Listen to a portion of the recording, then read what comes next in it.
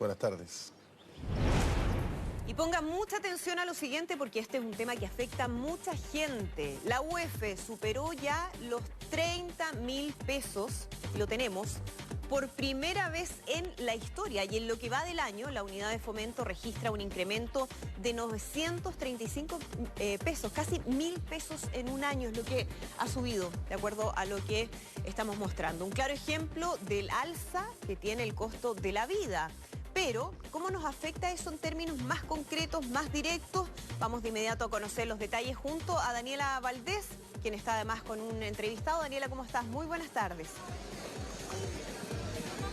Hola, ¿cómo están? Claro, toda la mañana hemos estado conversando con la gente acá en la Vega Central, que además está pendiente de cómo han evolucionado los precios, pensando en las fiestas patrias. Ustedes ven que hay mucha gente a esta hora en este punto de la capital haciendo ya sus compras y con ese dolor de cabeza con el que amanecieron muchos el día de hoy al conocer esta cifra histórica de la UEF.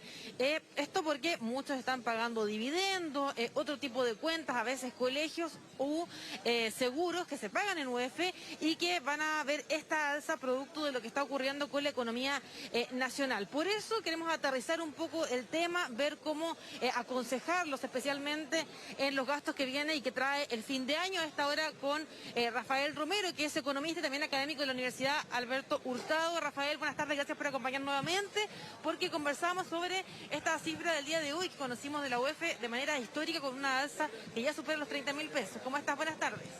Buenas tardes, Daniela, muchas gracias por la invitación. Efectivamente, la UEF ya llegó a los 30.000 pesos, sin embargo, de continuar así la situación, podríamos llegar a 30.700 pesos a fin de año. Es decir, ya mencionaban que la UEF había subido aproximadamente 1.000 pesos en este periodo, pero podría llegar a subir 700 pesos más a fin de año. Y esa es la precaución, esa es la preocupación que todos tenemos, dado que este alza de precios va a significar que el dinero cada vez va a rendir menos. Es decir, si antes podíamos comprar, ¿verdad?, una cierta canasta de bienes, a comienzo de año, a final de año podríamos comprar mucho menos de esa canasta. Y esa es la preocupación y por eso todas las autoridades, digamos, Banco Central, Gobierno, todos deberíamos estar preocupados por esto. Claro, como decía, en la mañana también lo conversábamos, lo que hemos conocido en las últimas horas, esta cifra del IPC, y también especialmente acá se notaba porque la gente ya sabía y había notado durante el año el alza, por ejemplo, del gas, lo que ha pasado con las carnes y lo que podría también ocurrir la próxima semana cuando muchos más demanden este producto. Claro, exactamente, las carnes han mostrado, ¿verdad?, un alza muy importante, como tú mencionas. Una señora recién pasando por acá mencionaba que todo estaba acá muy caro y ahí se ve el problema de la inflación. Y ahí, bueno, las medidas, un poco de justificación, porque a veces son criticadas, las medidas que ha tomado, por ejemplo, el Banco Central. Hace poco el Banco Central subió la tasa de interés, lo que fue muy criticado, pero hay que recordar que esa es su obligación constitucional. La obligación del Banco Central es mantener la tasa de inflación en el rango del 3% anual. Y así como vamos, estamos llegando ya al doble, al 6%. Explicaba que lo importante es contener esta inflación porque podría complicarse el panorama de seguir avanzando también este cuarto 10%. Claro, una de las variables que afecta ciertamente el alza de los precios es la demanda. Y eso lo hemos visto, ¿verdad?, con el aumento de la demanda de consumo de las personas. Hay que ser justos también, hay parte de estos alzas de precios son por temas importados. Por ejemplo, que suba el valor del dólar, lo podemos decir que es importado. Los precios internacionales para algunos bienes han subido. Por ejemplo, en las bencinas. Recordemos que tuvimos como 20 semanas en que los precios de las bencinas subieron sistemáticamente. Entonces, parte es responsabilidad importado internacional, pero parte también es local. Y la parte local, ¿verdad?, las autoridades de gobierno como el Banco Central tienen que tomar cartas en el asunto. Andrea te va a hacer una consulta del estudio. Sí, Rafael, ¿cómo está? Muy buenas tardes. Mencionaba esta señal potente que realiza el Banco Central, subiendo 75 puntos base en la tasa de interés, pero podría no ser la única, podría haber otra más antes de que termine este año. Uno piensa inmediatamente en cómo eso podría impactar los créditos de distintos tipos. ¿Qué significa eso para las personas, por ejemplo, que tienen créditos de consumo o créditos hipotecarios? ¿Cuál se vería más afectado que otro? No, correcto. Yo creo que lo más importante es al final del día la variación de la UEF, porque las tasas de interés ya están más o menos establecidas. Claro. Recordemos que los créditos hipotecarios se fijan en UEF más la tasa. La parte de la tasa como que está establecida. Si se disparara la parte de la UEF, ese es el problema. Hay que recordar que la tasa de interés de lo que se llama la tasa de política monetaria del Banco Central estuvo muy baja. Entonces las alzas que se están haciendo van hacia lo que se llama una tasa neutra, ¿ya? Hoy por hoy todavía la tasa de interés del Banco Central está bajo esta tasa de neutralidad.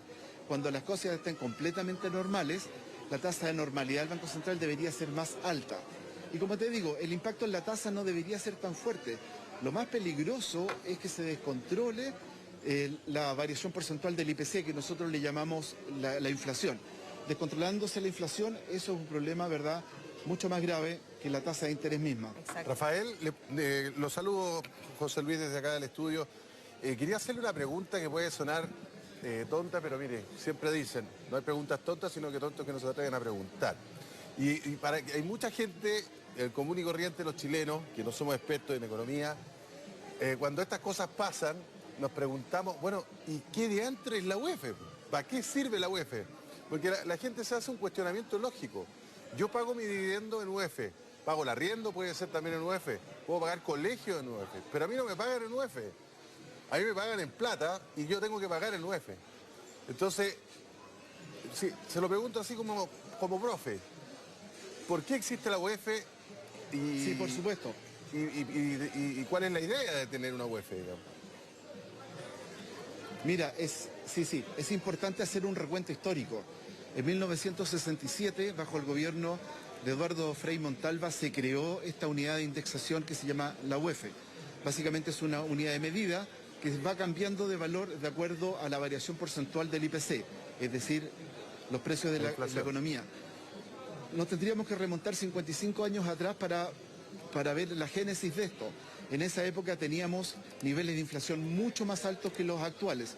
Por lo tanto, ya se veía en esa época que el dinero iba perdiendo muy rápidamente valor. Algunas personas querían hacer sus ahorros y el ahorro ni siquiera recuperaba el poder adquisitivo. Por lo tanto, la UEF se generó para darle, ¿verdad?, para mantener el poder adquisitivo de los ahorros. Luego se fue generalizando el uso en los créditos, por ejemplo, los créditos hipotecarios. Recordemos que hace 50 años atrás no teníamos un mercado de créditos hipotecarios como el que tenemos hoy. Hoy nuestro mercado de crédito hipotecario es un lujo. Las tasas de interés, como les comentaba, que uno puede conseguir son relativamente bajas. El problema es, ¿verdad?, tengo una tasa de interés baja, pero si tengo una inflación disparada, va a significar que las familias no van a poder pagar lo que se comprometieron. Y son compromisos a muy largo plazo. Por lo tanto, tenemos que darles la seguridad a las familias de que el compromiso que están tomando ahora a 10 o 15 años plazo, ¿verdad?, lo van a poder cumplir. Entonces, esa es la pelea, ¿verdad?, por mantener la tasa de inflación, ojalá en el rango meta del 3% anual. Rafael, a propósito de lo mismo, hay algunas candidaturas presidenciales que dicen que van a eliminar la UEF, que se proponen eliminar la UEF. ¿Eso es factible o al menos acotar su uso, digamos, ya sea para asegurar el ahorro, como el origen por el cual nació, digamos, y no está ya prácticamente que la UEF se ha extendido a muchos otros ámbitos? Sí, yo cuando escucho esas propuestas me acuerdo, ustedes se acordarán de Francisco Javier Errázuriz, candidato de la presidencia candidato en 1989, que planteó que iba a eliminar, si él era presidente, iba a eliminar la UEF. Quizás se le pueda eliminar, quizás se pueda cambiar de nombre, pero el uso de la unidad de indexación va a seguir. Tenemos otras unidades de indexación, por ejemplo, el IVP. Existen otras unidades de indexación. ¿Verdad? Si tenemos una tasa de inflación pequeña, en realidad da lo mismo. En la unidad de indexación no te molesta.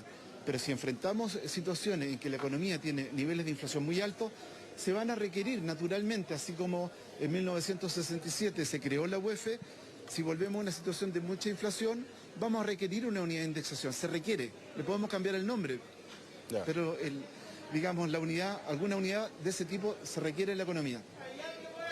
Perfecto. Dani. Bien, y ahí tú nos decías también, Rafael, claro que quedaba la tarea para la casa de los consumidores de finalmente quienes teníamos el crédito, que a lo mejor si había una posibilidad de recibir algo de plata, ponerlo ahí también. Ese era el mejor consejo, decía. No, efectivamente lo que conversábamos también en la mañana es que si a las personas les damos la posibilidad de retirar sus fondos, lo van a hacer y es natural que lo hagan. Si no tiene un costo aparente, ¿verdad? Si no tiene un costo percibido, por ejemplo, para el segundo retiro, ¿verdad? El gobierno propuso cobrar los impuestos que correspondan. No fueron impuestos especiales, solamente los impuestos a la renta normales en el país. El gobierno fue muy criticado por eso. Ahora, si tuviéramos un cuarto retiro en que no tengo que pagar impuestos, el 90% de las personas o el 95% de las personas que aún tengan fondos lo van a hacer. Eso no es criticable, es esperable. Sin embargo, ahí, como le decía a Daniela, la recomendación sería: tome aquellos recursos y pague sus deudas, porque en general los créditos de consumo tienen una tasa de interés relativamente alta, mucho más alta que los créditos hipotecarios. Claro. Por lo tanto, como decíamos, si tengo ese dinero, mejor paguemos deuda. Y por otro lado, tratemos de vivir con lo que tenemos. Nunca endeudarme, porque generalmente las deudas tienen una tasa de interés mucho más alta y después nos va a costar mucho pagarla. Que de todas formas es lo que ha hecho la gente y se ha notado por lo menos con los 10% que ha podido retirar. Escuchemos también, Rafael, parte de lo que nos comentó la gente, de lo caro que estaba la vida y qué opinaban de estas cifras que se han conocido en las últimas horas. Mucho, ha subido todo, ha subido más allá de un 10-20%. Y sobre todo en esta fecha que la gente se aprovecha. No, crédito es seguir endeudándose, así que no tenemos que darnos vuelta con lo que recibimos nomás, más nosotros que somos pensionados. Muy exagerado. La carne, olvídate, la carne está súper cara. UEF es que eso deberían de haberlo retirado hace mucho tiempo, la UEF. Mucho tiempo. La gente que, sobre todo la que paga dividendos, se les va, imagínate. Claro que sí, todo ha subido, pues se nota al euro. No sé por qué tanto está subiendo, le echan la culpa a una cosa, a otra cosa, pero ¿qué se va a hacer? Pues cada día está más escaso la plata y hay que hacer maravillas para poder alcanzar el sueldo de uno. Pues. Demasiado, y los que pagamos dividendos es muy fuerte, es un alza, no sé, yo creo que debiera terminarse esta cosa de la UEF, porque ha encarecido demasiado y todo, tú ves, está todo carísimo. Sí.